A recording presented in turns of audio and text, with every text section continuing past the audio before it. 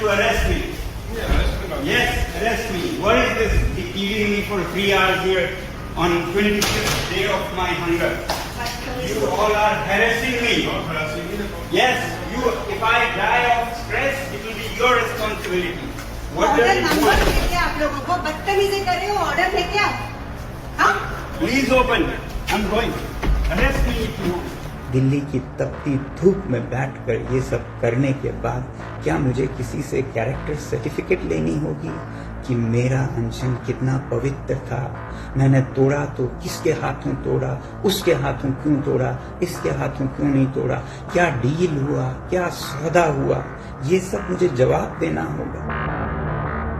अगर मुझे डील ही करनी होती तो क्या 26 दिन भूखा रहता? 26 दिनों की भूख हड़ताल खत्म करने के बाद उठ रहे सवालों पर आखिरकार शिक्षाविद और सामाजिक कार्यकर्ता सोनम वांगचुक ने पहली बार विस्तार से अपनी बात रखी। यूट्यूब पर जारी वीडियो संदेश में उन्होंने कहा कि अगर उनका मकसद किसी तरह का समझौता करना होता तो उन्हें 26 दिन तक भूखा रहने, 11 किलो वजन कम करने और अपनी सेहत को गंभीर खतरे में डालने की कोई जरूरत नहीं थी। उन्होंने बताया कि अनशन के दौरान उनकी मांसपेशियां कमजोर हो गई और शरीर के कई अंगों के साथ दिमाग पर भी अपूरणीय असर पड़ने की स्थिति बन गई थी। वांगचुक ने सफदरजंग अस्पताल में बिताए दिनों का भी जिक्र करते हुए दावा किया कि अस्पताल किसी छावनी की तरह बना दिया गया था। उन्होंने आरोप लगाया कि उन्हें कमरे से बाहर जाने की अनुमति नहीं थी, किसी से मिलने नहीं दिया जाता था और लद्दाख से आए उनके रिश्तेदारों को भी वापस भेज दिया गया। उन्होंने बताया कि किसी तरह नैपकिन पेपर पर लिखकर ही बाहर संदेश भेज पाते थे। वांगचुक ने अपनी पत्नी गीतांजलि की तारीफ करते हुए कहा कि उनकी कोशिशों से ही दिल्ली हाईकोर्ट में रविवार को सुनवाई हुई और अदालत ने उन्हें अपनी पसंद के अस्पताल जाने की अनुमति दी, लेकिन हाईकोर्ट के आदेश के बाद भी उन्हें तुरंत सफदरजंग अस्पताल से जाने नहीं दिया गया।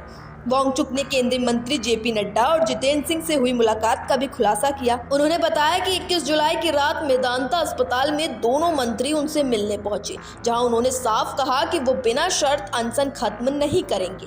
उन्होंने सरकार के सामने शिक्षा व्यवस्था में जवाबदेही तय करने, केंद्रीय शिक्षा मंत्री धर्मेंद्र प्रधान के इस्तीफे, आत्महत्या करने वाले छात्रों के परिवारों को मुआवजा देने और जंतर मंतर पर शांतिपूर्ण प्रदर्शन करने वाले छात्रों पर दर्ज सभी FIR और कानूनी कार्रवाई वापस लेने की मांग रखी। उनके अनुसार सरकार ने मुआवजे जैसे कुछ मुद्दों पर सहमति जताई, लेकिन बाकी मांगों पर समय मांगा। वांगचुक ने कहा कि वो अपना अनशन किसी केंद्रीय मंत्री के हाथों नहीं तुड़वाना चाहते थे, बल्कि चाहते थे कि अलग अलग राजनीतिक दलों के सांसद, CJP के छात्र प्रतिनिधि और लद्दाख के नेता मौजूद रहें। हालांकि उनका आरोप है कि अगले दिन अस्पताल पहुंचे कई सांसदों, छात्र नेताओं और लद्दाख से आए प्रतिनिधियों को अस्पताल के भीतर नहीं जाने दिया गया और घंटों इंतजार कराने के बाद वापस भेज दिया गया। उन्होंने कहा कि सरकार छात्र नेताओं पर दर्ज मामलों को वापस लेने को तैयार नहीं थी, जबकि उनका स्पष्ट कहना था कि जब तक छात्रों पर FIR और कानूनी कार्रवाई खत्म नहीं होगी तब तक वो अनशन नहीं तोड़ेंगे। वांगचुक ने लोगों से अपील की कि सोशल मीडिया पर फैल रहे आरोपों पर भरोसा करने से पहले पूरी सच्चाई जाने और आरोप लगाने वाले की मंशा को भी समझे। उन्होंने दोहराया कि उनका संघर्ष किसी राजनीतिक दल के खिलाफ नहीं, बल्कि देश के छात्रों और शिक्षा व्यवस्था में जवाबदेही के लिए था। Yes, arrest me. What is this keeping me for 3 hours here on 25th day of my hunger? You all are harassing me. Yes, you. If I die of stress, it will be your responsibility. What does it want? आप लोगों को बदतमीजी कर रहे हो, order लेके आओ. हाँ? Please open. I'm going.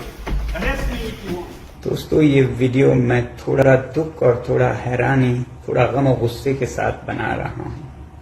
अपने भाइयों और बहनों के छात्रों के लिए 26 दिन भूखा रहने के बाद, जिसमें कि मेरे 11 किलो शरीर खत्म हो चुका है, मसल्स चले गए हैं, ऑर्गन और दिमाग पर इरिवर्सिबल डैमेज लगभग होने के कागार पर पहुंचा है, और वो भी लद्दाख की कड़कती ठंड से दिल्ली की तपती धूप में बैठकर ये सब करने के बाद क्या मुझे किसी से कैरेक्टर सर्टिफिकेट लेनी होगी कि मेरा अनशन कितना पवित्र था? मैंने तोड़ा तो किसके हाथों तोड़ा, उसके हाथों क्यों तोड़ा, इसके हाथों क्यों नहीं तोड़ा, क्या डील हुआ, क्या सौदा हुआ, ये सब मुझे जवाब देना होगा।